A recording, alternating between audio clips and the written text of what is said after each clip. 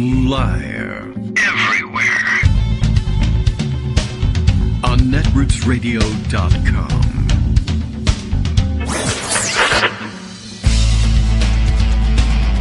David Waldman. Kagro. In the morning. Now, here's David Waldman.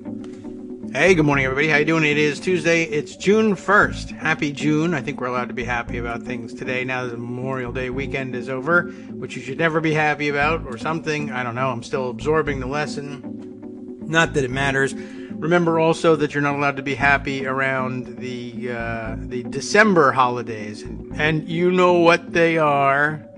We won't mention them here today, but you're not supposed to be happy about those. Well, at least you're not supposed to say happy about those things. Unless you're in England, where you can say happy Christmas to people, I guess. But if you try to say happy holidays, of course, just a reminder, you all know this already, that will mean war. And you don't want that if you can avoid it. All right, well, let's see what's going on this morning. One thing I wanted to mention yesterday, and I didn't get to it, now I realize probably the reason I didn't get to it is I no longer know where the tweet is that mentioned it. But I think we could probably paraphrase the tweet. And we did get to the great one from Will Stansel that sort of explained, and, you know, just a good reminder for all of us that there's no point in looking for any logic in Republican outrage, in Republican fear, in Republican hypocrisy, anything like that. It is pretty interesting. It's interesting to watch, and it's demonstrative of how ridiculous they really are, but it doesn't do anything. It won't dissuade any, certainly no Trump-leaning Republicans. It won't dissuade any of them from their positions such as they are. Sometimes they're in it for the contradictions. Sometimes they'll actually tell you that the contradictions, I know the contradictions drive liberals crazy. They can't process it. So we'll own the libs by being, you know, contradictory. So I guess no point in wasting any time on that. Similarly, there was a good point being made, and maybe I can just find it if I scroll far enough back in my own Twitter feed. I'm sure I must have retweeted it at some point. But when over the long and mournful, not holiday weekend did I retweet it? I'm not exactly sure, but if I find it, I'll mark it for you. I'll send it around in today's summary, which I'll be writing because Scott is busy with this other thing that he pretends is the rest of his life today. But okay, we allow for such things. Anyway, I did see somebody mention over the weekend, as we've noted here, you know, the Republican outrage of the day game is good fodder for radio shows anyway, and you know, it sometimes is fun until it gets exhausting when you are literally saying, all right, well, what ridiculous thing are people outraged about now? And of course it's fake outrage, and we all understand that, but it gets a little exhausting to try to keep up with things. You know, you really feel like there's no way to keep up with all this nonsense. And one of the better explanations that I've seen for it is that, well, for one thing, of course, they're not actually outraged about those things when they launch them, but they sometimes can get around to becoming outraged once they become convinced that these things are actually happening.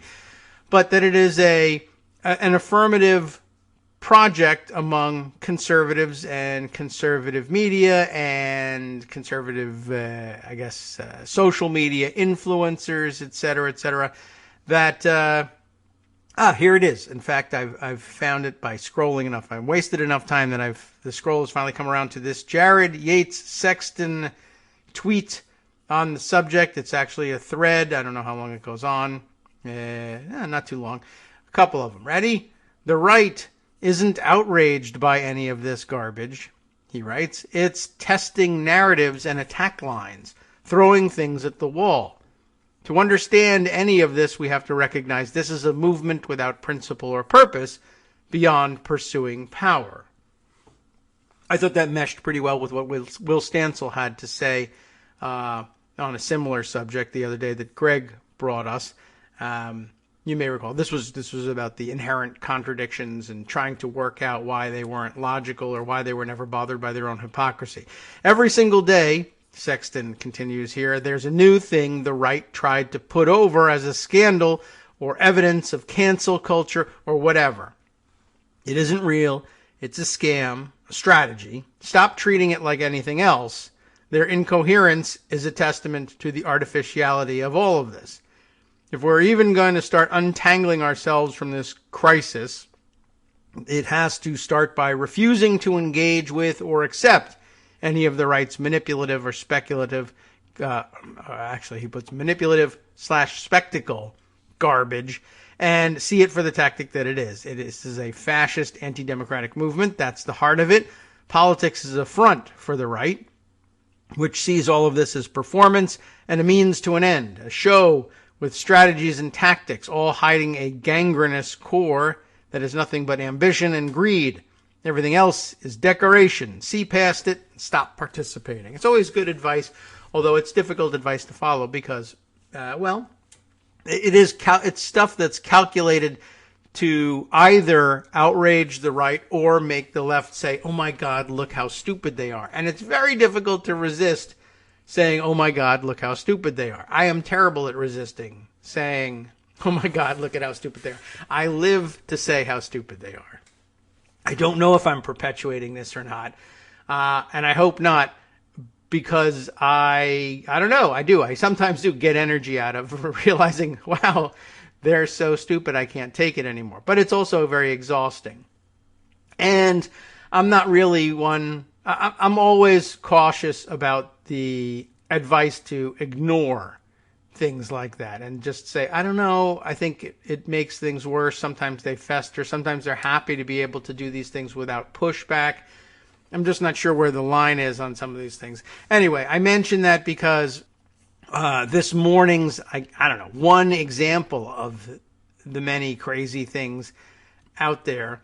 And it is but one example. I mean, I'll stick on this one and say, look at how stupid they are. And I'll be right, because I'm talking about Marjorie Trader Greene's latest tweet, or one of her latest tweets. Oh, I did see somebody else referring to her as Marjorie Trailer Green, which I don't know which one's better. But I'm going to go with Trader because, sometimes people can't help it when they live in the trailers, and it's not their fault. And it's terrible to label everybody that way, and we know that. And I don't really want to get into that discussion. I just throw it out there in case you want to chuckle about it, admonish yourself for chuckling at it, and move on with the rest of your life. Her, I don't know, the thing I saw, the thing I seen this morning, how recent is it? It's not even that recent. So it's 11 hours ago. And then it's social media time, that's an eternity. But I had to pass it on. I had to show it around the house and say, I don't even understand what they think they're talking about. This is, again, Marjorie Trader Greene tweeting, I guess, sometime last night. Antifa riots night after night in city after city. Antifa is not a myth. They want to overthrow our government. They partner with BLM in violence and destructive riots. They are domestic terrorists. She's retweeting an Antifa. It's Jack Posobiec, or whatever the hell his name is, which I guess he's got a new book out. So he's promoting the book, and he's changed his screen name to antifabook.com. But it's him.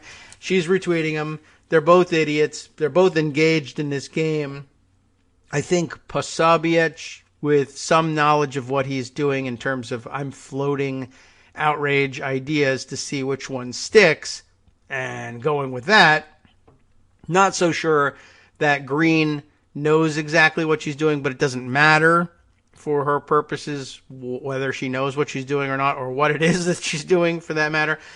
I was just sort of marveling over the fact that there is admittedly a small group, but that there's more than one or two people in the world that will see someone say there are Antifa riots night after night in city after city. And you may remember when a while back the line was that they were burning entire American cities to the ground. And you wondered, who would not notice, hey, Atlanta was burned to the ground last night. I mean, the whole thing.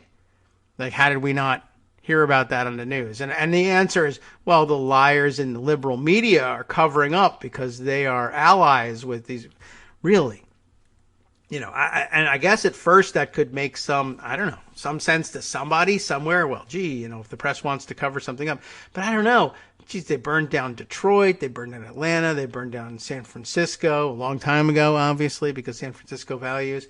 Whatever, Denver, Baltimore, New York City, whatever it is, at some point you got to be like, I don't know, I live near that city. I'm sure I would have heard about that. I know people who work in that city or whatever. Or just, wouldn't they want to put it on the news to claim victory or something? And you just wonder, I guess, if you live an isolated life out in the sticks, it's possible that you never run into, the city at all or anybody who works there.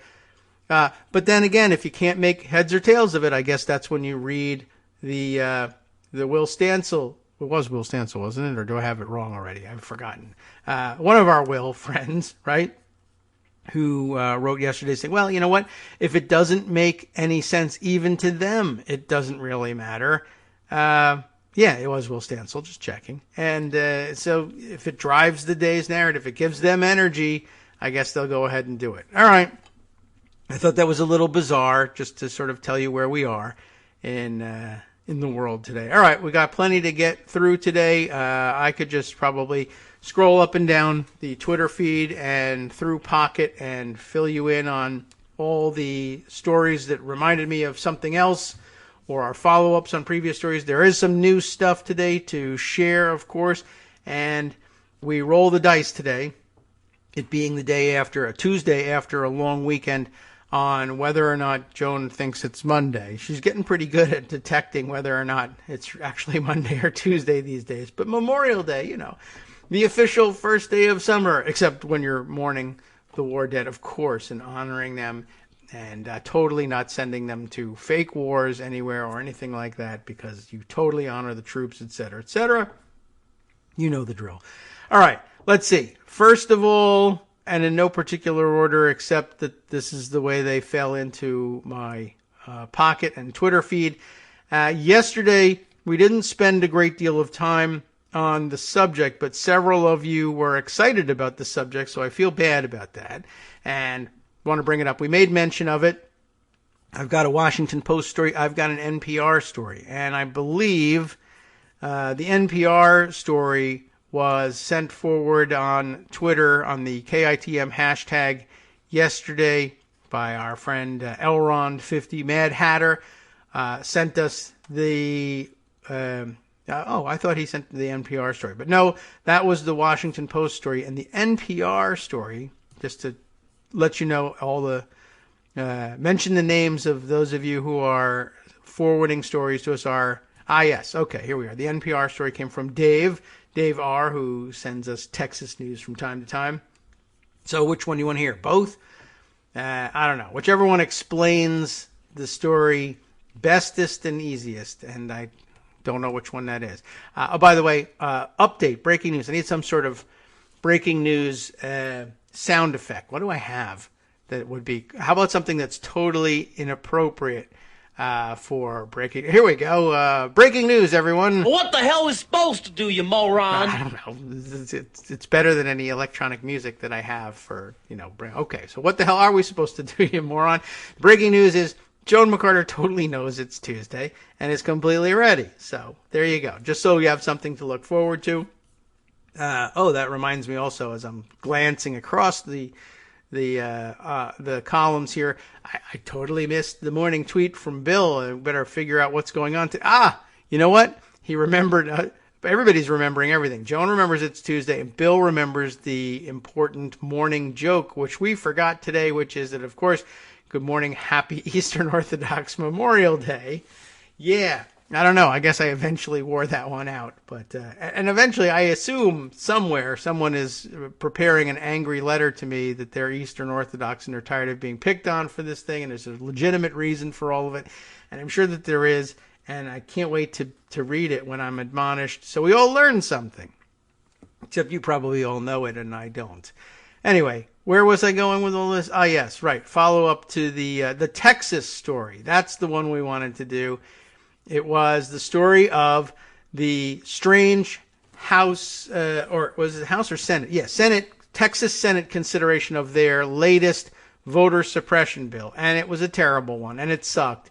And the Senate Democrats defeated it temporarily, as Greg noted yesterday, by staging another of those walkouts to deny the Texas Senate a quorum, which is a weird rule, and we don't have it in our own Senate, and so therefore it's weird. And I don't know. I mean, our own regular, our Senate, meaning we probably don't have it in the Virginia Senate either, but the United States Senate, the one I know something about, is the one I'm talking about. And I don't know. Maybe we should or whatever, but it's easily as dumb as the filibuster. But this time it temporarily saves us from this looming disaster, and so I don't know what to say about it. Is it hypocritical to cheer on a stupid and archaic rule of that sort while we decry the stupid and archaic rule of filibuster? Sure. I don't know. Get rid of both of them, I guess, and I don't know. Make the Senate of whether the state of Texas or the federal government's own Senate accountable to people more directly, and let them have a choice when they vote. Look, I either want this thing to happen or not. Hopefully, it happens without as much gerrymandering as goes on in, I'm sure, in the Texas Senate, but in our own gerrymandering by state in the Senate too. It's sad and all, but I think it's probably best if people can clearly predict what's going to happen in the legislature by who holds the majority, and then think about what they can and should do about it at the voting booth. Anyway, let's see. We'll go with the Washington Post version of things here. Texas Democrats block restrictive voting bill by walking off the floor to deny GOP majority House a quorum. And I think, that now confuses me. Does that mean that happened in the House side of the state legislature? And they did that because I'm used to seeing them do it in the Senate. But I guess if it's a quorum thing, it could happen on either side. Maybe the bill originated in the state Senate, and when it got to the House, maybe that's the story of it. Let's find out. Amy Gardner reports this one. Texas Democrats staged a dramatic walkout in the state House late Sunday night to block passage of a restrictive voting bill that would have been one of the most stringent in the nation, forcing Republicans to abruptly adjourn without taking a vote on the measure. I think the plan was to pass that in what would literally be the last couple of hours of the session of the legislature there in Texas. State legislatures very often only meet part-time, and their session dates are sometimes strictly defined. And if you can filibuster or otherwise deny action on a bill long enough, the deadline strikes and the bill doesn't pass. As we heard yesterday from Greg, Texas Governor Greg Abbott says he's going to call a special session of the legislature for consideration of this bill, and who knows what else they'll try to sneak in. So they may yet end up having to pass this thing, or maybe they can stage another walkout. You remember that the Texas Senate famously staged such a walkout to block a highly restrictive abortion bill at one point. State Senator Wendy Davis, the hero of that stand. So this time, something similar for here. The surprise move came after an impassioned late-night debate and procedural objections about the GOP-backed legislation, which would have made it harder to vote by mail, empowered partisan poll watchers, and made it easier to overturn election results. Republicans faced a midnight deadline to approve the measure, or sometimes pronounced measure here in America. Again, Greg Abbott said he'll call this special session. I don't know whether they spend any time here discussing the particular provisions, but there's been some pushback and some back and forth on what these various measures mean. But I guess in terms of picking out a leader, a name to call out, perhaps to watch in the future in Texas, the exodus from the floor came after Chris Turner, the House Democratic chairman, sent instructions to colleagues at 10:35 p.m. Central Time, instructing them to exit the House, according to an image shared with the Washington Post. Members Take your key and leave the chamber discreetly, Turner wrote, referring to the key that locks the voting mechanism on their desks. Do not go to the gallery. Leave the building. We decided to come together and say we weren't going to take it, said State Representative Jessica Gonzalez in an interview after the walkout, adding that she objected to the measure's content and the way it was crafted with no input from her side of the aisle. I guess that brings us to another interesting twist on the story, just to bring things back around to Joe Manchin, because I'm sure we'll be talking about him later with Joan, no doubt. But as you know, Joe Manchin likes to make it his position that one, that he won't get rid of the filibuster because he believes the filibuster forces bipartisanship, right? Even though I haven't seen it force any lately. I've been looking all over the place for the bipartisanship that this is forcing, and I cannot find it. But you know how he approaches this stuff.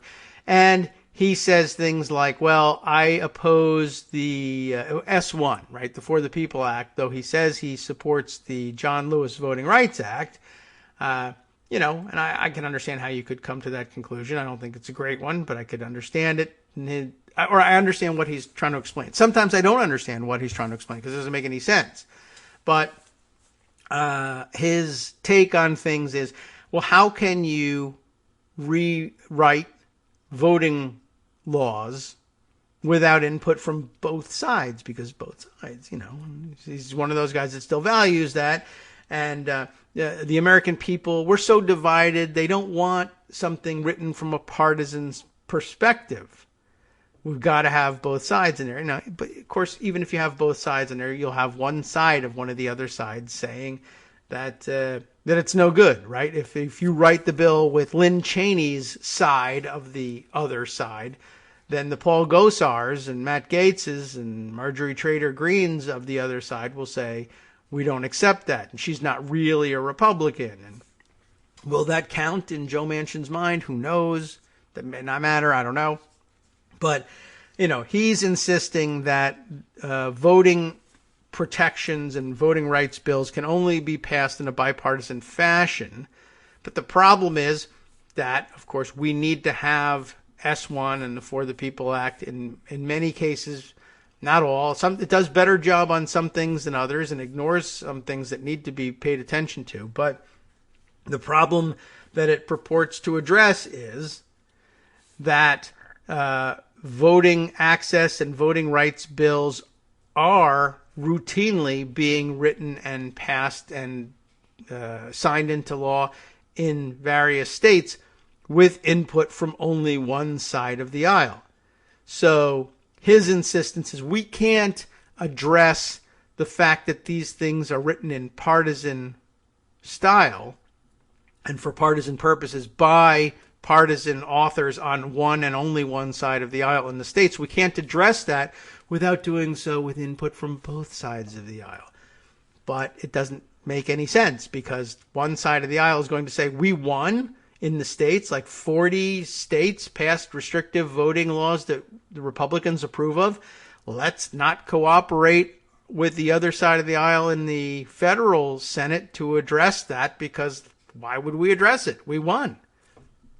And that's kind of a problem, and it doesn't really make any sense. And Joe Manchin still not ready to acknowledge that, and that's bad. Anyway, let's see. Do they have any really good descriptions of what's going on in the bill? There have been some people highlighting various different parts of it. To jump out of the article, which it's not clear whether there's any point at which they are going to address each of the individual provisions in it. One description of one egregious provision in it came from, let's see, who was describing it? You know what?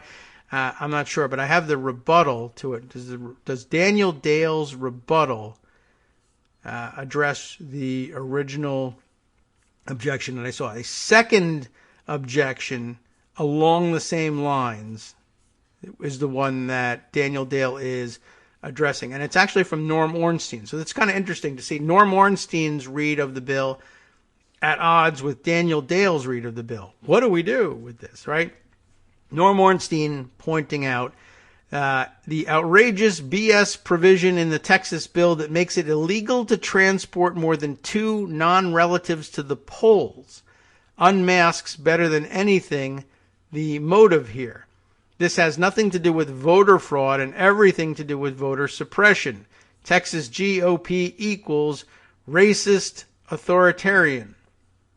That's pretty, straightforward and, to the point, I guess. Let me see, though, if I can't find, again, by scrolling far enough back in the Twitter profile where I first saw the objection to this made. But the basic objection was that you had to, if you were driving more than 2 people who were not members of your household to the polls, the description I saw was that you then had to register with elections authorities in some fashion. I don't know how onerous the paperwork is, but you get the idea. The idea here being, if you were going to say drive people to the polls from, let's say a mostly black church on Sunday, which is very frequently done and is responsible for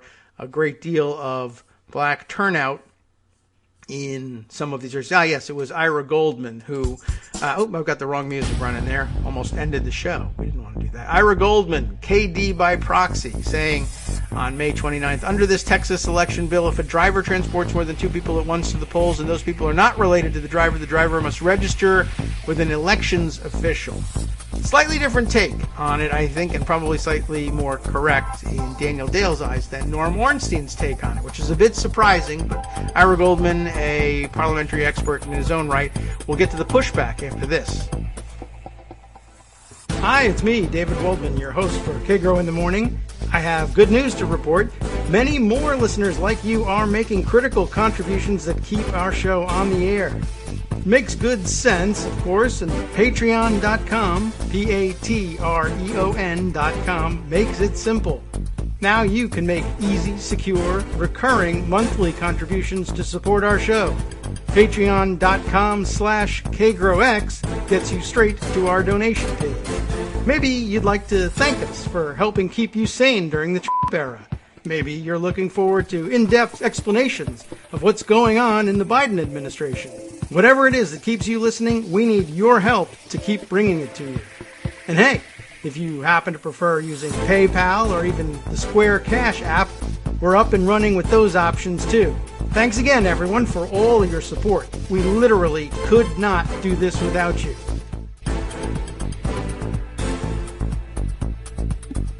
All right, welcome back now to the Kagro in the Morning Show here on Netroots Radio.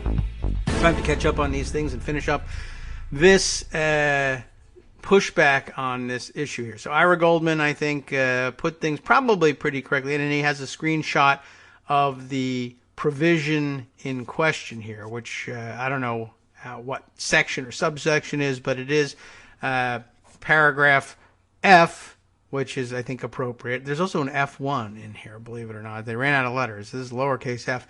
A person who simultaneously assists 3 or more voters voting under this section, and that's where Daniel Dale starts getting hinky with the stuff here, under this section, by providing the voters with transportation to the polling place, must complete and sign a form provided by an election officer that contains the person's name and address, and whether the person is providing assistance solely under this section or under both this section and subchapter B. And then there's F1 that says, subsection F does not apply if the person is related to each voter within the second degree by affinity or the third degree by, oh my goodness, consanguinity,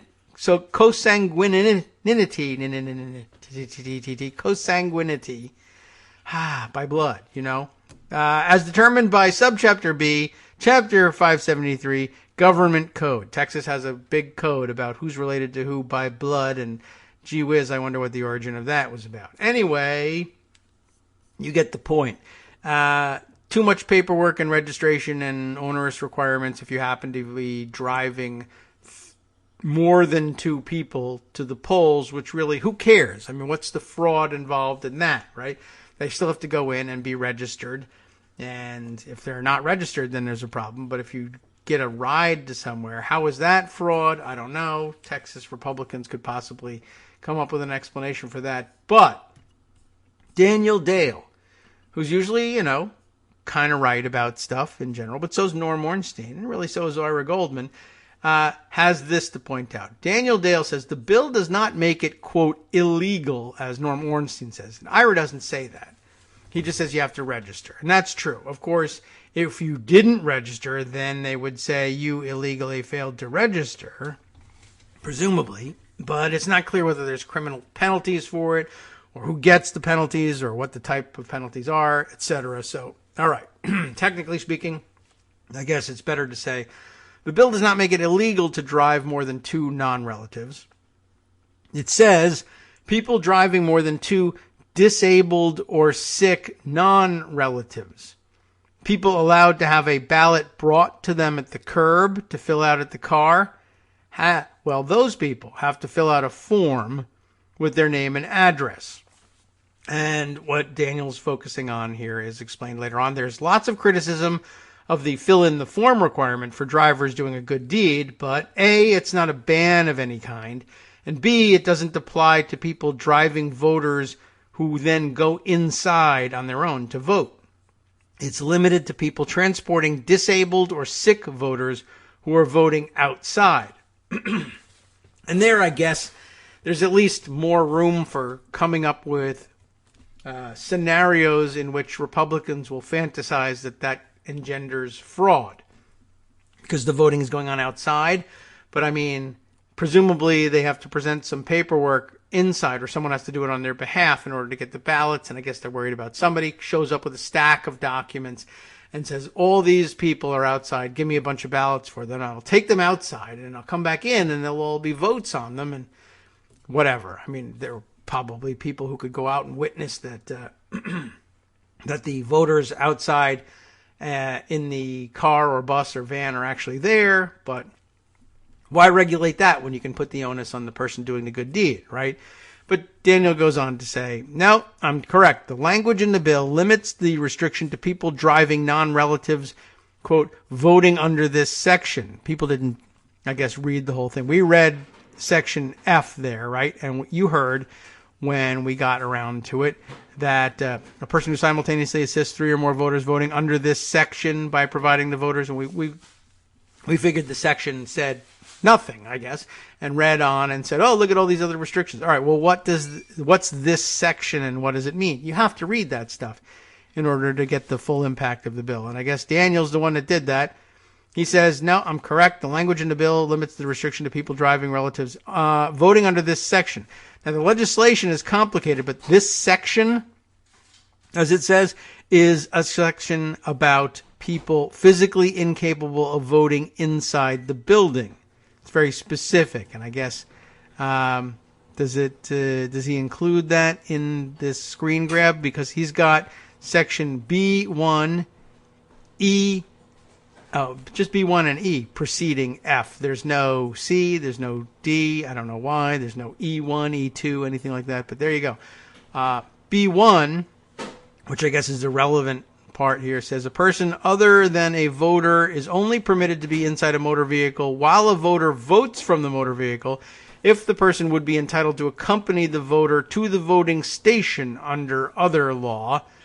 Then section E, except as provided in section 33.057. A poll watcher is entitled to observe any activity conducted under this section, which is kind of what we were just saying about a witness. So I guess in its totality, it's not really all that bad, except there's really no particular reason why you have to have the person driving the van registered if a poll watcher is entitled to observe the activity, and that should be enough. If the poll watchers opt not to observe the activity, then I guess that's on them. But I don't know. All right. Well, at any rate, that begins to make a little bit more sense. Not that Texas Republicans are on the up and up in any of this. This is just one of several provisions to which people objected. But that makes a certain amount of sense, right? basically, if you're saying, okay, well, sick and disabled people should be able to vote from a car curbside because it's too hard for them to get out of the car and make their way into the voting booth, and who knows, even stand around in line, et cetera, et cetera. So all of this is a reasonable accommodation. But then if they're voting outside in the car or van or whatever, then essentially the car or van is their voting booth, and the same rules that apply to accompanying people into a voting booth ought to apply to accompanying people into the voting van, I guess. Okay. It's not the worst thing in the world. But I'd be interested. I guess it'll depend on what does that paperwork actually require from people, and how easy is it to get a hold of, and what happens if they find some defect in your paperwork or make up some defect in your paperwork. What are the penalties? So that's kind of interesting. Daniel goes on then to say, I'll try to make it as simple as possible because I guess he got pushback. The new bill says the fill out a form requirement applies to people driving 3 or more non-relatives who are voting under this section. What is this section? Pull up the existing law. It is section 64.009, voter unable to enter polling place. And that is displayed here. If a voter is physically unable to enter a polling place without personal assistance or likelihood of injuring the voter's health, it's a little odd in its description, but on the voter's request, an election officer shall deliver a ballot to the voter at the polling place entrance or curb. The regular voting procedures may be modified by the election officer to the extent necessary to conduct voting under this section. After the voter is accepted for voting, the voter shall mark the ballot and give it to the election officer, who shall deposit it in the ballot box. On the voter's request, a person accompanying the voter shall be permitted to select the voter's ballot and deposit the ballot in the ballot box. So, okay, I got a situation there where a voter can, on request, for whatever reason, say, this person who's driving me is going to actually mark this ballot with a pen for me. And I guess if you've got a busload of people and you show up and you say, I'd like 50 ballots, please, and I'm going to fill them all out myself, they might ask, who are you again? Would you write down your name and an address, and we can just check this whole thing out at some point? I guess it's really not the most outrageous thing in the world. But again, now I guess I need to see what's not being discussed about what the penalties might be. And here, the concession, all of 36 minutes ago, this written by Daniel Dale 16 hours ago. This morning, 36 minutes ago, Norm Ornstein says, I read the thread in the comments. It's not as bad as reported, but bad. Okay.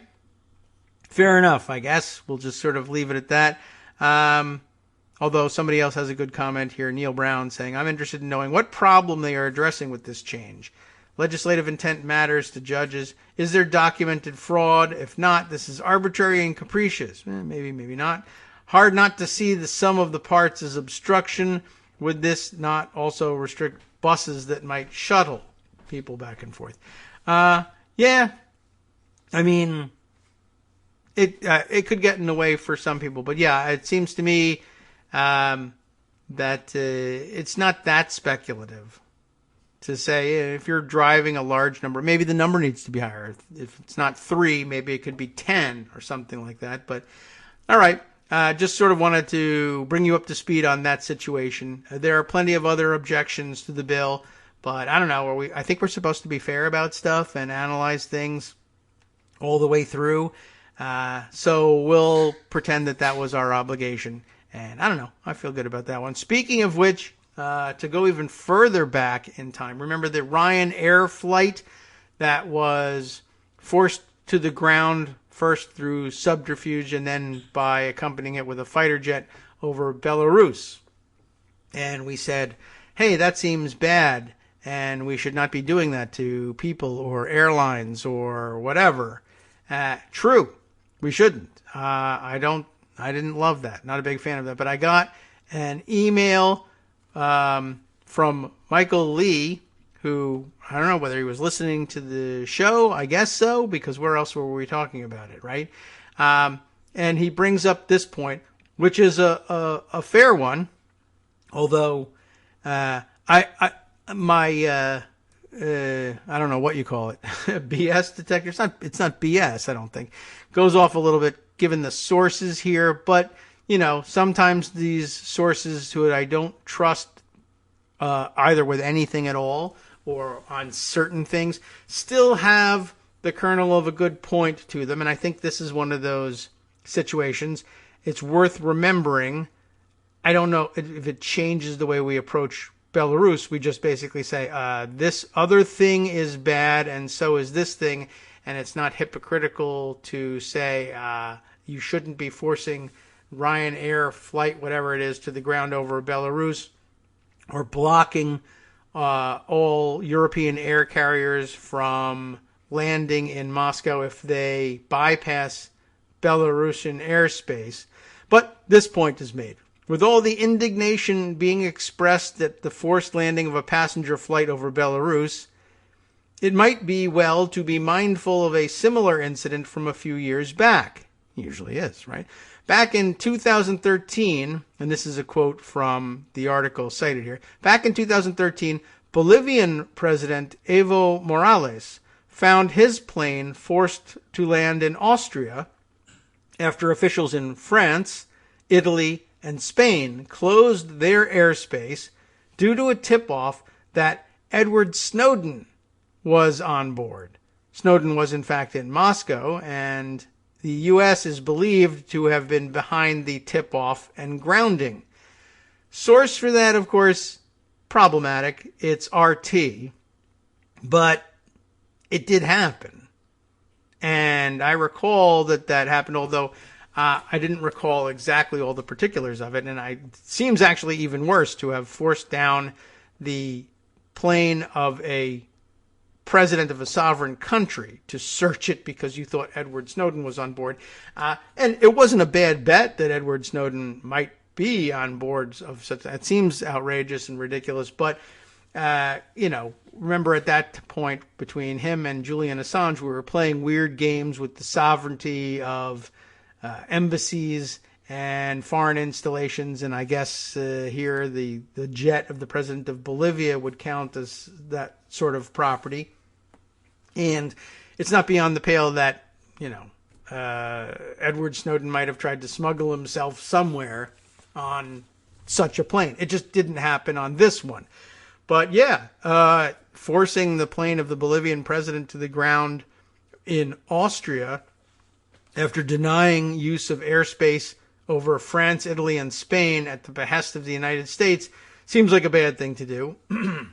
Another source is named here, and this will make you all thrilled. I guess maybe this is the one that brought it to Michael's attention. Greenwald's Substack newsletter addressing this issue. I confess not to not have bothered to click through to any of these things, but I recall that there was such an incident, and that seems valid.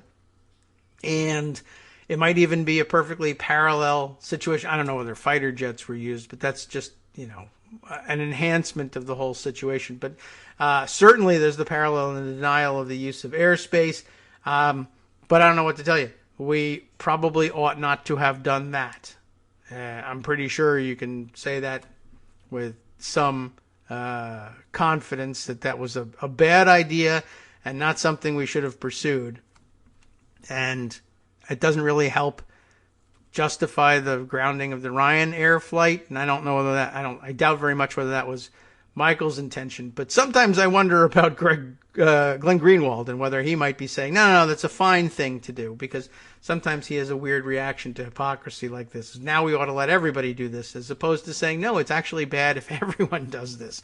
I don't know. But I would know better if I clicked through and read his Substack discussion of it. But to me, I think that's probably about enough to point out that this has happened before, and the United States has allegedly participated in it, and that we ought not to do such things in the future. And we say, point well taken from Michael on that one, I think. All right, let's see. Other follow-ups and similar stories. Let's see. This one making the rounds today, So it's not we're not reaching back to follow up on a story with this one, though there's still more we have to do about this one. I saw this morning, and I think I put aside a tweet from somebody getting ready to tell this story. Yeah, here we go. It was from Michael Bender, who was promoting his new book. He's the White House reporter for the Wall Street Journal. The author of the new book, entitled with a quote, I guess, from Donald Trump, lying about the outcome of the election, entitled, "Frankly, we did win this election. The inside story of how Trump lost that same election that he said, frankly, he won." And he was promoting it with the first nugget, as he calls it, from his new book, which, comes via Punchbowl News. And I guess there is, in fact, a story being published about it. And I was going to read the Talking Points memo version of it, because I don't know whether it didn't link directly to the story. It just linked me to the Punchbowl News Twitter feed, and I didn't want to go fishing for it. But anyway, it's described here. Ready? Let's just actually get to the news on it now. Ready? Sean Hannity. This is the big story. Sean Hannity scripted a TV ad for Trump in the final weeks of the race, and then the campaign paid $1.5 million to air it on his Fox show. Interesting for two reasons, of course. One is, I thought that guy was a journalist. And you would think that people who watch these things would say, hey, you shouldn't have a fair and balanced journalist scripting TV ads for one campaign or another. But come on, everybody knows that Sean Hannity isn't really a journalist, and certainly doesn't practice any journalism, and is an opinion spokesperson at best, and a partisan Republican on top of it all. But what makes it even more interesting is, there's further discussion of the story, but more interesting is that the campaign says, one, yes, we'll take your script, and two, yes, we will appease you, Sean Hannity, important right-wing guy, by paying $1.5 million to Fox to air it during your show, to flatter you that you've done a great job here, and to show that we do, in fact, we're participating in the mutual game where we knuckle under to one another and acknowledge one another as our thought leaders. So, more interesting still is the rest of the story here. Hannity denied any role in the ad, so that becomes the story as well. He was slapped on the wrist by the network in 2016 for appearing in a Trump campaign spot. So he did it already in 2016, and they slapped him on the wrist, and he turned around and then he wrote a campaign ad for them in 2020. But he didn't appear in it, you see. But, by the way, Hannity was the person I had chiefly in mind way back when I applied to the House radio and TV galleries and the various other press galleries at the House and Senate on behalf of Daily Kos and Congress Matters, with the idea not so much that I would be there day to day covering activities in Congress. You can do that quite well remotely. I was one of the trendsetters and thought leaders in remote work at the time, pre-pandemic, you see.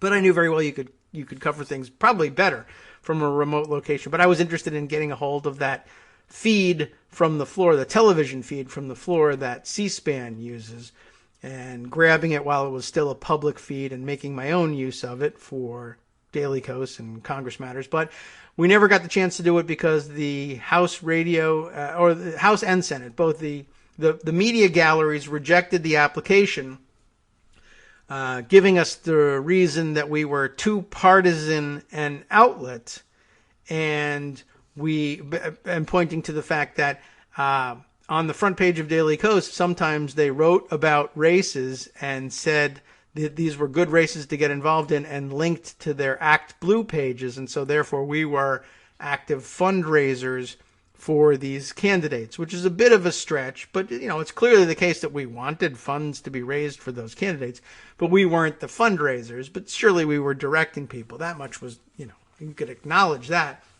But I was like, this is the decision that somebody on the front page of Daily Kos, they were staffers clearly, or Kos himself even, pointing to an Act Blue page where people could contribute money, and none of which went to Daily Kos. But we were raising funds for, or hoping that other people would raise funds for these candidates. That was disqualifying. Whereas Fox News, of course, had all access all over the place. There was no question about their being credentialed by the House and Senate media galleries, even though you had people like Sean Hannity writing campaign ads, appearing in campaign ads, doing campaign rallies, even all the way back then, pre-Trump. He was doing that, and other Fox personalities doing the same. But for some reason, that was okay because they were a multi-million-dollar outfit somehow, and we were nothing, so we could be bullied, and that's exactly how it went. Ta-da! Anyway, Hannity, Michael Bender goes on, denied any role in the ad, having been slapped on the wrist in 2016 for appearing in a Trump campaign spot. The campaign emails, though, refer to, quote, the one Hannity wrote when they're talking about their campaign ads. And campaign aides confirmed that the Fox anchors had scripted the spot, and Trump didn't dispute it. So then there's that. The spot was also heavy on language that Hannity used on his show at the time, like how Biden was a, quote, 47-year swamp creature, unquote, who had, quote, accomplished nothing and supported a, quote, radical socialist Green New Deal. Inside the campaign, this is the other fun part of it, right? Remember, they paid $1.5 million to make and air. I don't know how much they paid to make it, but $1.5 million worth of airing the spot during Hannity's show, essentially to flatter him and to keep sponsoring him, right? So the network says people are buying advertising time on Hannity, so he must be doing something right. But besides that, the spot was mercilessly mocked inside the campaign for its muddled message and incendiary language, although I can't believe who in there was trying to make out that, oh gosh, we can't have this because our language has to make sense and be logical. That guy didn't get the memo. Anyway, the ad attacked Biden over taxes, environmental policy, law and order, etc., and Trump campaign lawyers edited out repeated instances of calling Biden a socialist. And the lawyers actually worried about that. To animate the Hannity ad, the Trump campaign already had an image on file of a Chuck Schumer swamp creature. It's just a picture of a politician in a suit, photoshopped to look like he's standing in a swamp. And they just swapped out Chuck Schumer's head for Biden's.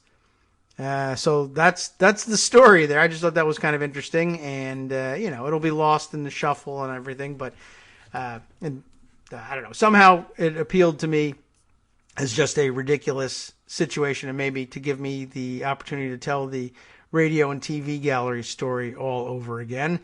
All right, so let's see other things that I had tucked away to share with you. Just running up against our top of the hour break here, but let's see what we can fit in just before we take that jump out. One reminder, I guess we can make a quick work of this one. Happened to grab this out of Politico. Why COVID rules on liquor, pot, and telemedicine might last past the pandemic. Now that we're talking about lifting our restrictions, whether it's wise or not, we're getting ready to lift restrictions all over the country. I think we could probably sum this one up for you. It's probably, if you're asking the question, why would COVID rules on liquor, pot, and telemedicine last past the pandemic? I would suggest to you that the short answer to that is because they were good ideas, cool and convenient, and everyone liked them and got used to them.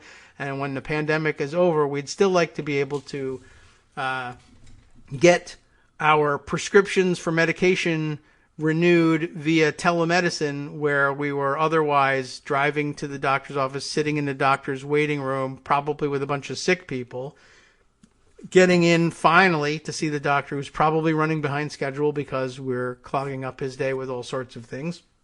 And when the doctor finally gets to see us, they say, yeah, How you feeling? How's the medication working for you? Good? Okay. Have some more. Here's a new slip of paper that says you're entitled to more of the medicine that you need. Then you go back home. Then you take it to the pharmacy. Maybe if you're lucky, you got a high-tech doctor who will, shoot the prescription off electronically. And I think for a lot of prescriptions, you have to do that now. Maybe that saves you a step. But if you could do it all in 15 minutes from your house, and the waiting room is your house, and even though the doctor is probably just as busy as he or she was before, now you have the opportunity to sit on your couch with your computer in front of you, and when the doctor's ready, they pop in, and you could be watching TV in your own house with nobody coughing on you while you're waiting. I don't even know what the rules for pot were, because I don't think we had any changes about that, and as far as I know, you still can't download that stuff. The rules on liquor, I understood, of course, when they closed all the restaurants, and the restaurants were saying, oh, well, you'll be okay. You can still do takeout, and you can still make money serving people takeout meals, even if they can't eat inside your restaurant. They said, that's great, but our biggest markup is on the alcohol, and most local rules prohibit us doing alcohol to go. At which point most local jurisdictions said, let's waive that crap and let you give people alcohol to go. Or you can even pick up a mixed drink on the sidewalk and drink it outside, and thereby avoid being inside a crowded bar or restaurant. And that was terribly convenient and popular too, because, I don't know, people love booze. I don't know what was going on with pot, but I imagine it was something like that too. In states where it was legal, you could pick up your pot on the sidewalk, which used to be a huge problem, and they'd arrest everybody involved and all that. But now that everybody is doing it as white, it's legal, and I guess that raises its own problems. But yeah, my guess is that those things will last past the pandemic because they were cool and fun and made people a lot of money. I think I summarized that article. We'll be right back.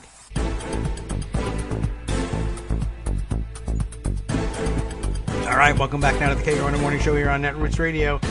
Getting closer and closer to Joan's call, probably at the bottom of this hour. But you're in the right hour if you're waiting on Joan. And here's what I've got to... I definitely want to bring some of these things up. We need more time before we let Joan in. Not that I wouldn't open the door to her immediately, but...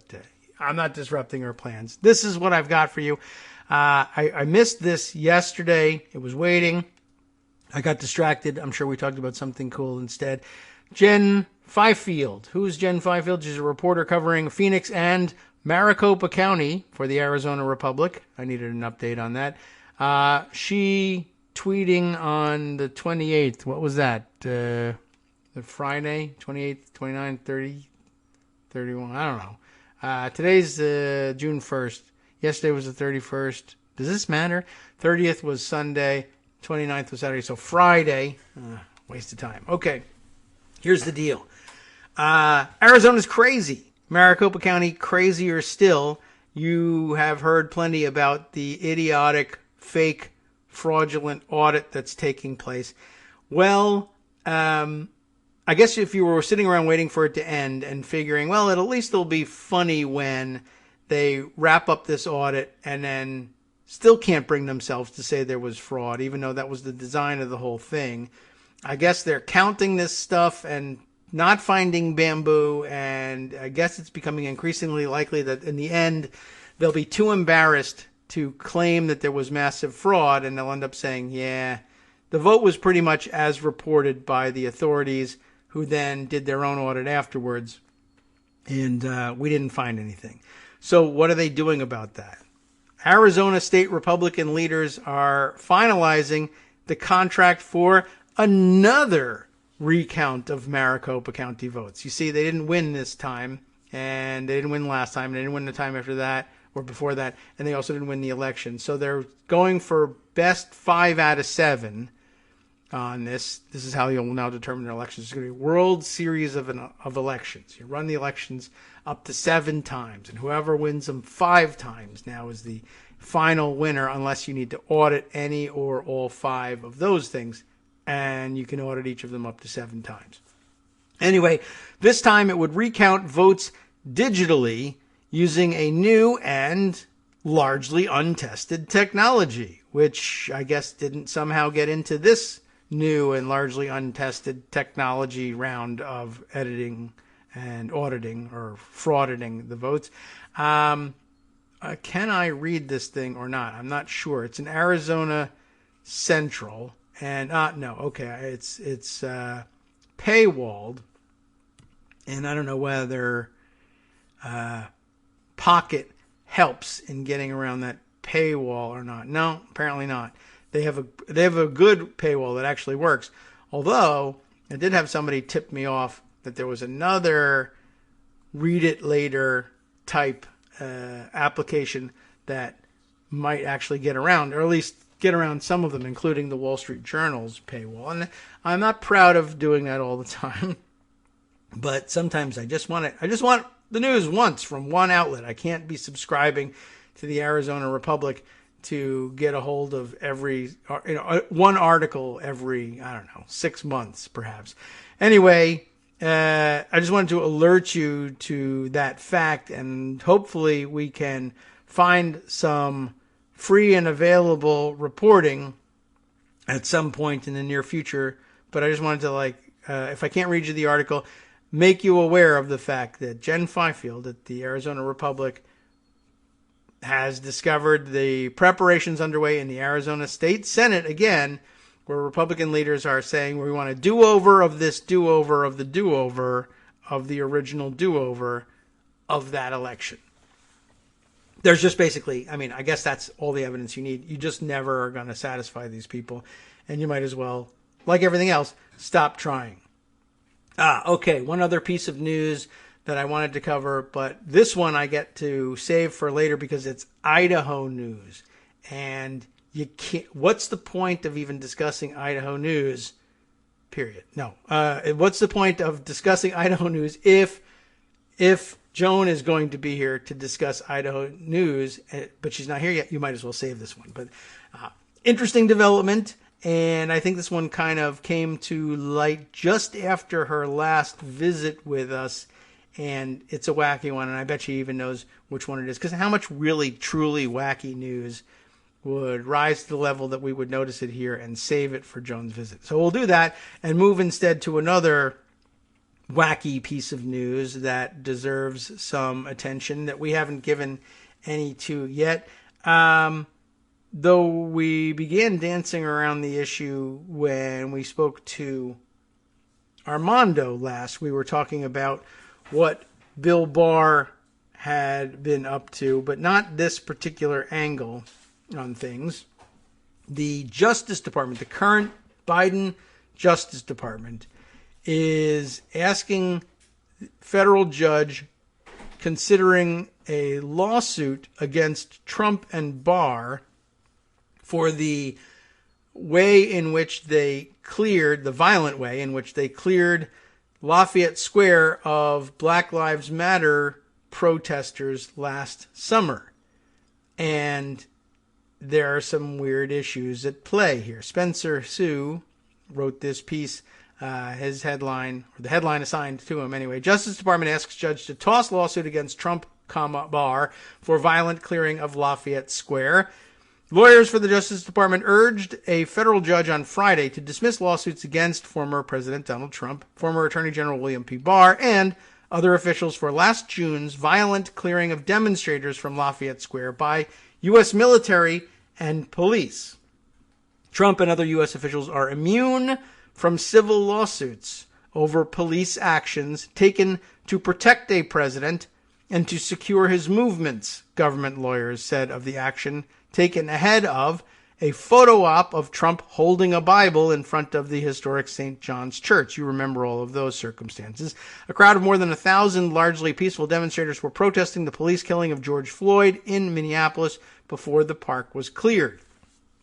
A year to the week after Floyd's death, Justice Department lawyers argued that the lawsuit should be tossed, also because last November's presidential election made future violations unlikely. Do you get what that means? The government said the square has been reopened, and President Biden's administration does not share Trump's stated hostility toward Floyd and the racial justice movement. So basically they're saying, one, the police are justified in doing whatever they want and are immune anyway from civil lawsuit over actions that they take to protect the president and secure his movements. And on top of which, it's not likely to go down that way again. So therefore, everything is moot because Trump isn't president anymore, which is also kind of a tacit admission that only Trump really is likely to have done something that ridiculous and stupid and brutal and illegal. And most other presidents probably wouldn't try it. That's not a very good excuse or a very good reason in my view. I'll read on for a little bit and then we'll analyze things a little bit. The American Civil Liberties Union of D.C., Black Lives Matter, and other civil liberties groups and individual protesters accused Trump and senior officials of driving the June 1st events. It's now a year exactly since that happened. Military, federal, and local police forcibly cleared the square using batons, clubs, horses, pepper spray, smoke, and fired projectiles 30 minutes before a citywide curfew began. That was an important part of it, right? Remember, part of the excuse was, well, we're clearing the square because curfew is coming. Well, curfew hadn't started yet.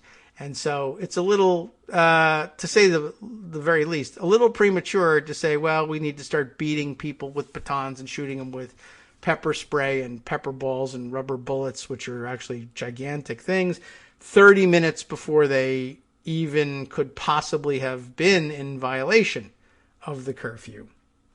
But before we get too far afield on this, there's a separate report that came out over the weekend, and I'm pretty sure I didn't park this tweet anywhere, but it should be pretty easy to come up with. I retweeted it. Just scroll enough and we'll find it.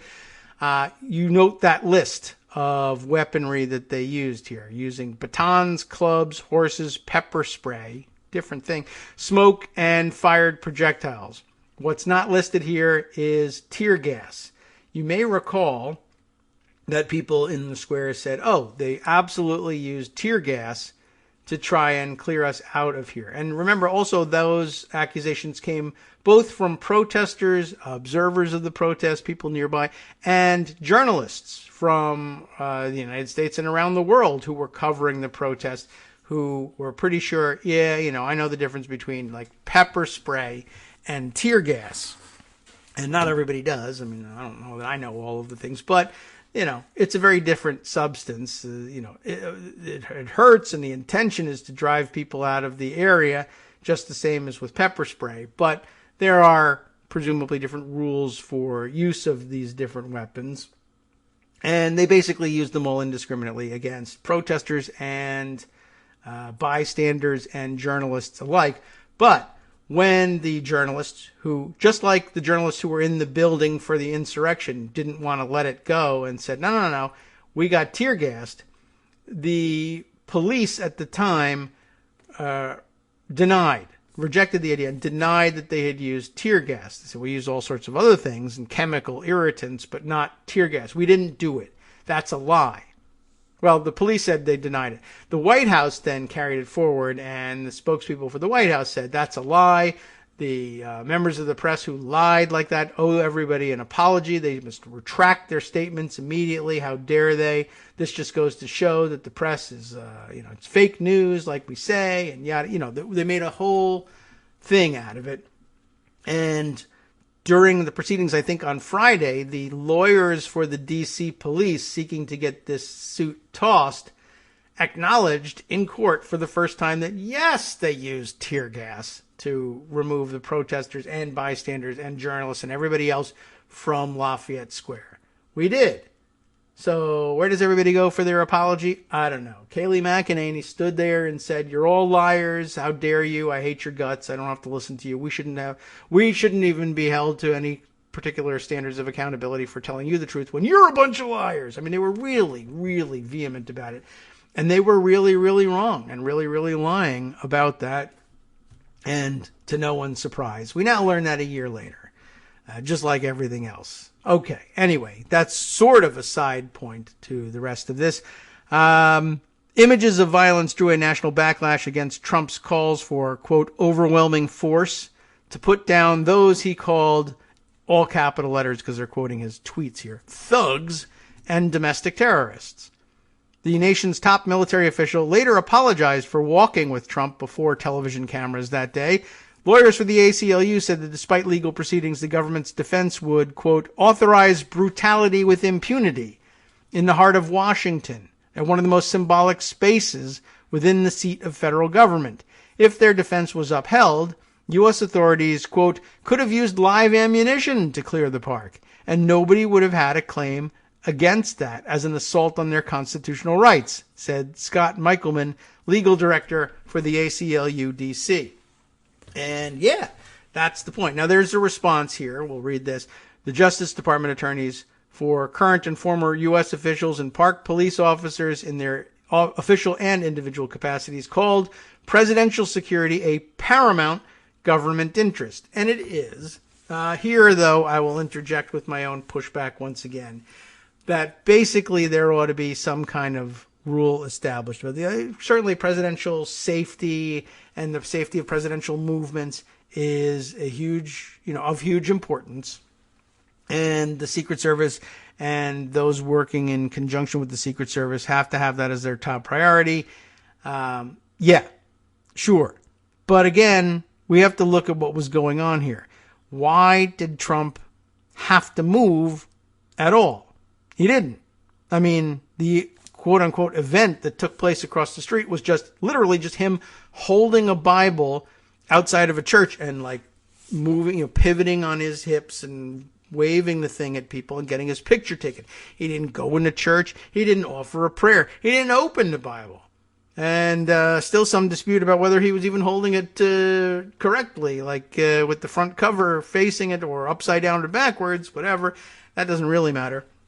But it was clearly just a photo op, and the photos weren't even that valuable to anybody. They had no news value. They were valuable to the evangelical base who had a whole thing. They were calling it a Jericho walk. They had a whole lingo thing going on for what he was doing, but it wasn't for any governmental purpose that he did this, nor was it anything that he had planned. They weren't blocking the president's path to some place that he wanted to go. Not only is it, as the ACLU claims, basically, the government's claim for dismissing the suit, justification for using live ammunition to clear the park. Just shoot everybody who's protesting and bulldoze them their dead bodies out of the way so the president can get where he's going.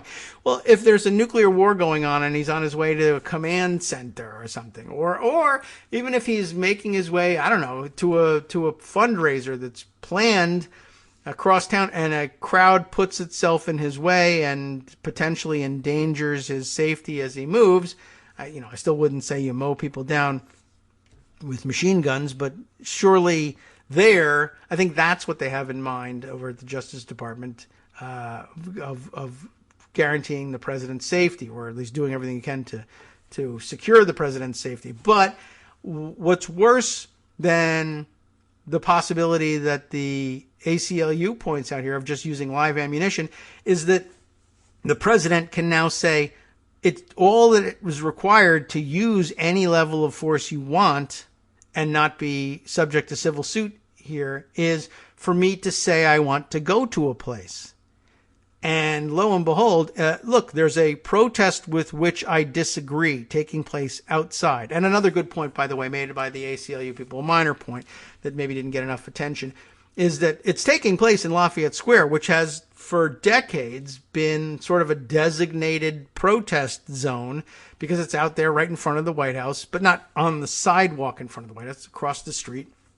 And people set up permanent protests there all the time.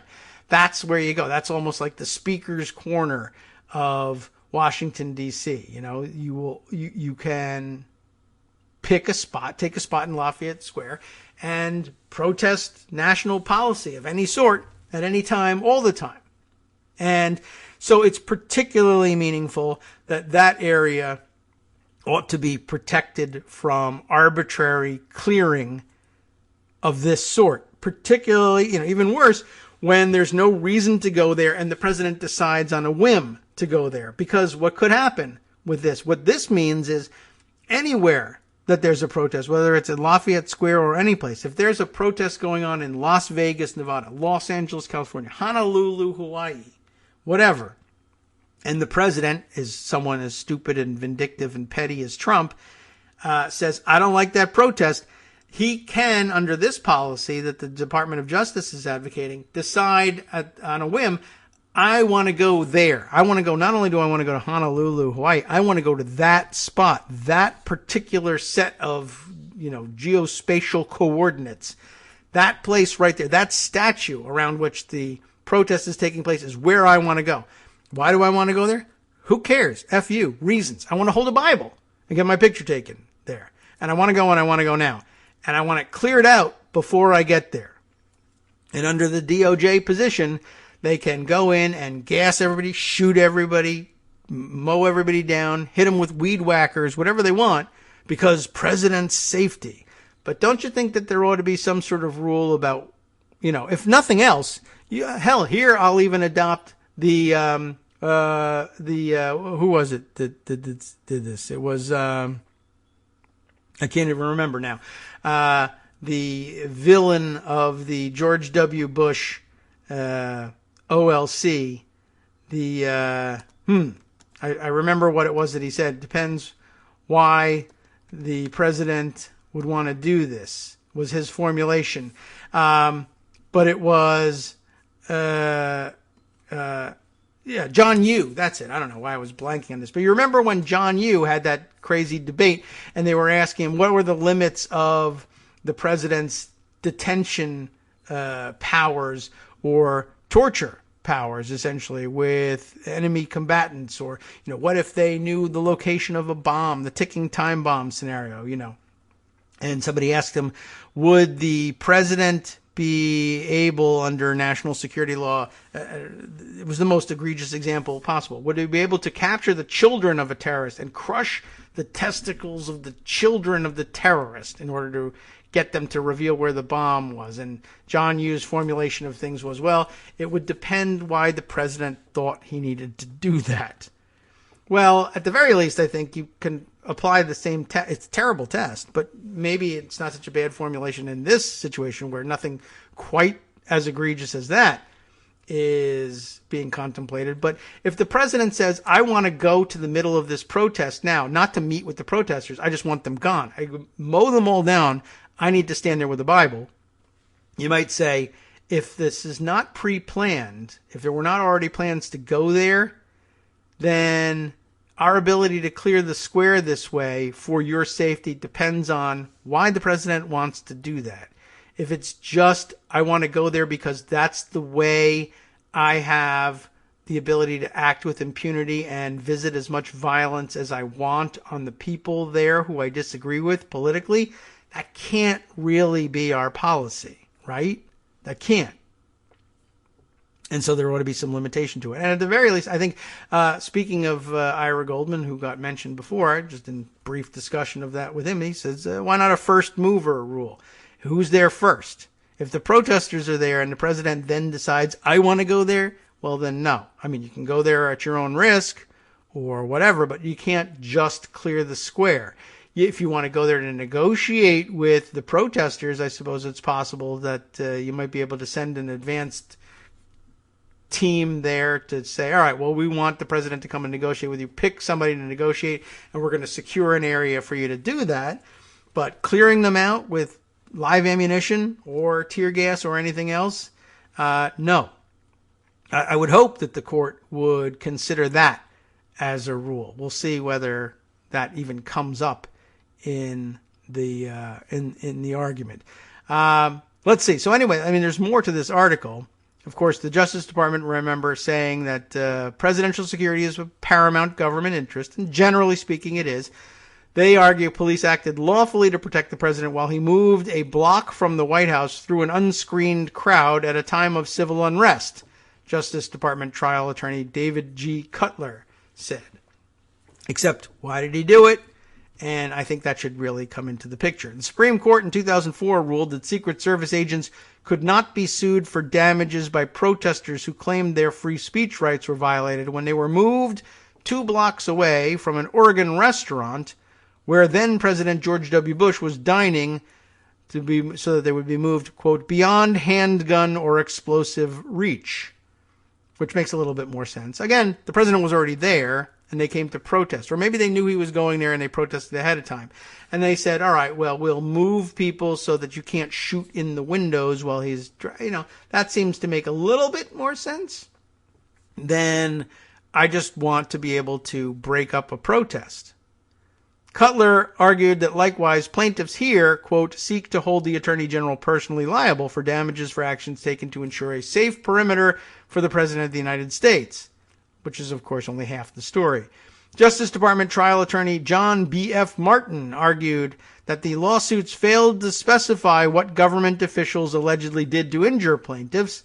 Some senior officials are accused of giving or following orders to clear the park, while some police supervisors or officers are alleged only to have shown up at command centers or walked toward the crowd with shields. Okay.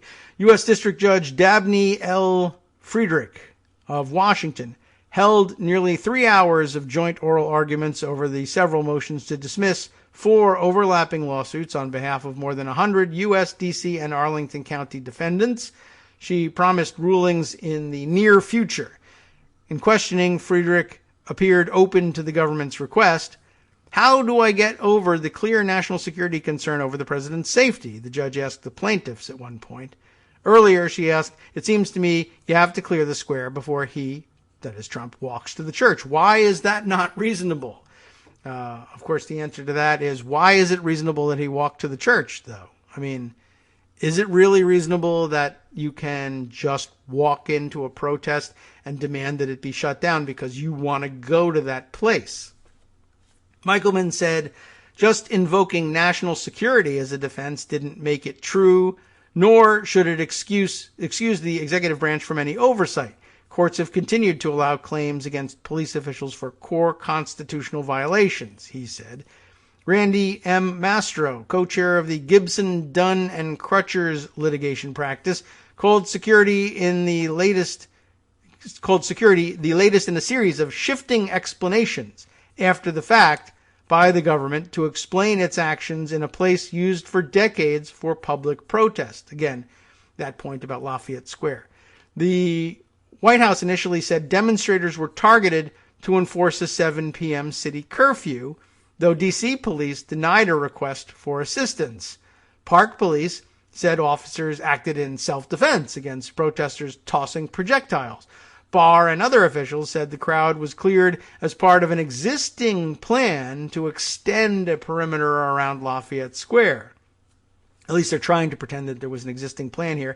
But is it a valid one? To extend the White House perimeter beyond Lafayette Square might not really fly. Now we hear defendants saying, oh, this was about security for the president, Mastro said. But no defendant suggests the president was at any time in danger. Instead, he pointed to Trump's own statements. Trump called on governors to, quote, remember this, dominate your cities and your state in the hours before the crackdown, adding, in Washington, we're going to do something people haven't seen before. Earlier, he tweeted, when the looting starts, the shooting starts. Remember that one? As protests raged in Minneapolis. Trump also threatened that if demonstrators outside the White House breached its gates, which they didn't do or even trying to do, they would have been greeted with the most vicious dogs and most ominous weapons I have ever seen. What a jackass. Finally, the suit asserted that even as police moved on the square at 6:43 p.m., Trump spoke a few hundred yards away in the Rose Garden, saying, if a city or state refuses to take the actions that are necessary to defend the life and property of their residents, then I will deploy the United States military and quickly solve the problem for them. You remember that. In the days afterward, Trump issued praise. Great job done by all. Overwhelming force. Domination. The lawsuit seeks damages in a court order declaring that the authorities conspired to violate civil rights statutes and the First and Fourth Amendment rights of protesters injured after being burned, beaten, shot, or put into respiratory distress. Thanks a lot, everybody. After Justice Department lawyers asserted the circumstances of the event were unique and court action was not needed, Mastro quoted a 2015 opinion by Neil Gorsuch, later appointed by Trump and confirmed to the Supreme Court, who said, "Sometimes the most obviously unlawful things happen so rarely that a case on point is itself an unusual thing." Mastro summarized, "The conduct here was so flagrantly unlawful and so obviously unconstitutional that it requires a remedy, and we're here today, Your Honor, to see that nothing like this ever happens again in our country." And the Department of Justice said, "Well, Trump's gone." Hi everyone, it's me, Gil. Minimal contributor to content, but regular contributor to funding for Kagro in the morning. Let's change things up from David's so very tired plea for your contributions with a plea of my own. If you want to add your voice to the show, do it. Record your own segment using your favorite recording device and send it to David. Read an article and give your opinion. Write your own essay and read that. The sky's the limit. Well, not really. Try to keep it relatively short so David doesn't have to stress about cutting it and hurting your feelings. Join the hallowed ranks of Greg Dworkin and Joan McCarter and be part of this somewhat witty deep dive into political topics with unnecessary censoring. Lend your voice to the show by sending it to kagrox@gmail.com. KAGROX@gmail.com.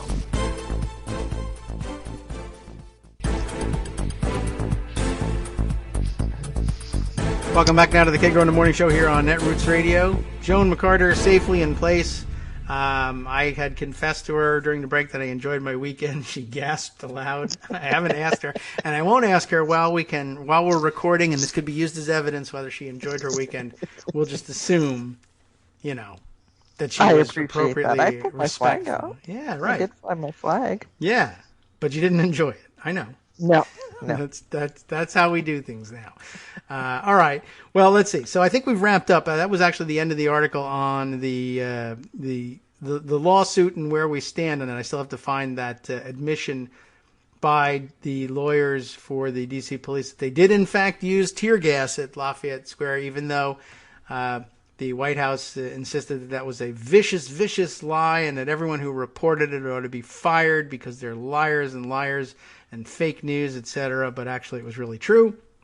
And the very weird, I guess this part is also true, but the very lame defense among many offered up by the Biden Justice Department that it was okay that this happened because it really was a function of Trump being a jerk and Trump wasn't president anymore. So we'll probably never have another jerk president. So why really bother laying down the law? Except we'll probably have a jerkier. Next time there's a Republican president, they'll be jerkier than Trump. That's just kind of That's the way the trend. I Sure. mean, Bush to Trump. Yeah. Well, you find out that you can get away with these things because in the interim, Democrats say, well, that's over and it will never happen again. And, just continue to say, well, back to normal anyway. But yeah, they really do have to come up with a rule. And you also find out there really is not a bottom. Yeah, right. Well, that's true too. And that it won't bother anybody and you can't guilt them out of it or shame them out of it or logic them out of it because the point of adhering to a party like theirs is that you're free from all of that.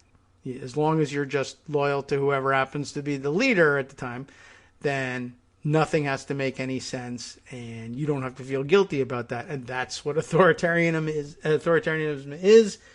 And I don't know. I don't think I have to convince anybody here of that.